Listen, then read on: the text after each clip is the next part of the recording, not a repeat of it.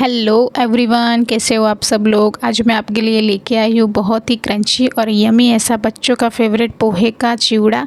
मेरी बेटी का तो बहुत ही फेवरेट है। आप भी इस तरह से रेसिपी ट्राई कीजिए, बहुत ही जल्दी और टेस्टी बनती है।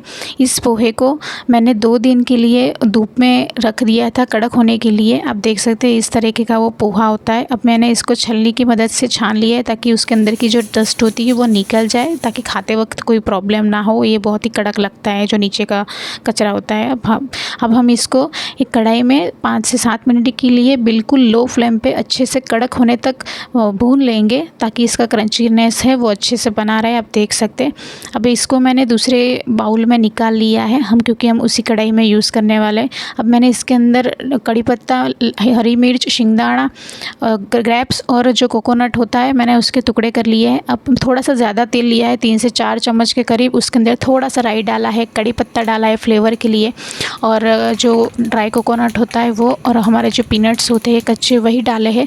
अब हम इसको अच्छे से पकने देंगे। और हमने जो हरी मिर्च है मैंने उसके लंबे लंबे टुकड़े किए हैं, ताकि मेरी बेटी है वो पोहे में से अगर उसको चाहे तो वो निकाल पाएगी, इसलिए मैंने दिखे वैसे ही टुकड़े किए।